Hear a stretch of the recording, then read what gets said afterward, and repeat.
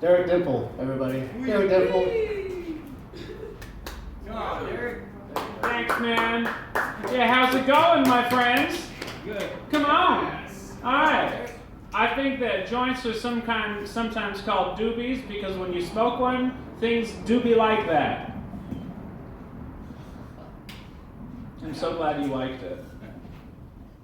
All right. Well, I'm just going to tell you a story. I went to college at UC Santa Barbara. Santa Barbara's got to be one of the most beautiful places on the planet. Crystal blue oceans, azure skies, hardly a lick of rain. But when it does rain, everything turns green because the earth comes alive. Gorgeous place. Right on the beach this university was, and I only went into the ocean twice while I was there. The first time, it was the summer between the 2 years that I was there. I transferred between my junior and senior year, and I was just feeling so hopeful and happy because it was a perfect July day that I put on my swim trunks and I walked the 5 minutes that it took to get down to the Pacific Ocean, and I got in, and it was going great. And then I sort of started swimming out. And when I got to about chest depth or so, I put my foot down, and I felt this thing which was scratchy and slimy slither out from underneath my foot. And I went, ah! Of course, I fucking hated it. And I was like, well, damn it.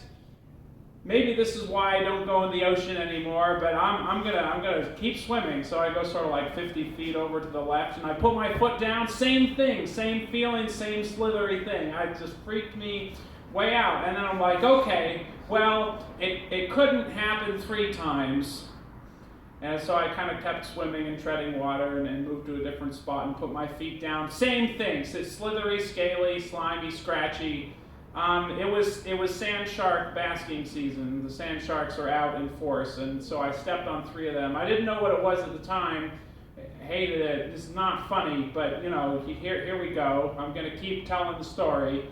The second time that I got into the ocean, I went kayaking with a friend. Another friend of mine lent us this tandem kayak, and we were going to go kayak around this oil rig that was just a couple miles out in the ocean, but you could see it.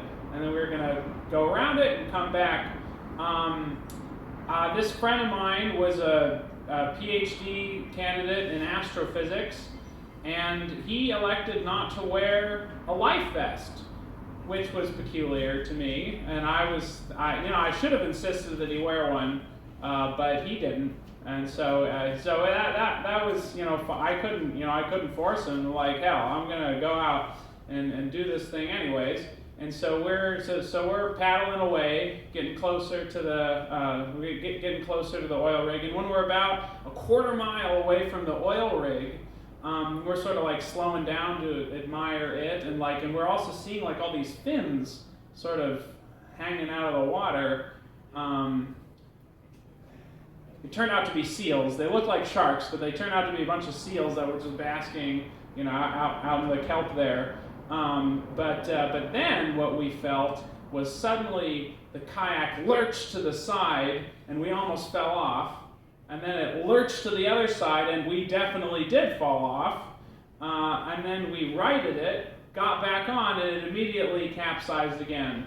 And what the friend of mine who lent me the kayak didn't tell me was that there's a little tiny plug in the back that if you don't push that plastic plug in, the kayak will slowly take on water until what happened will happen. And, so the kayak was sinking. We're out in the middle of the ocean, and my friend doesn't have a life vest. So I'm kind of freaking out, not happy about the whole situation, but I'm still I got to maintain the composure. He says, okay, well, we can swim. It's only a quarter mile or so. We can swim to the oil rig and get help. I'm like, all right, let's do it. We start swimming.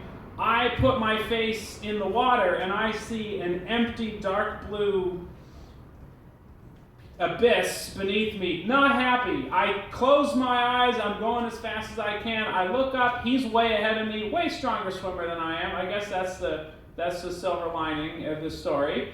And so he's going, and we sort of start calling to each other. He's like, "Hey, you okay?" And I'm like, "Well, are you okay?" And he's like, "Yeah, I'm gonna make it. You go back to the kayak." And so he goes. So he continues on. I go back to the kayak because the current was against us.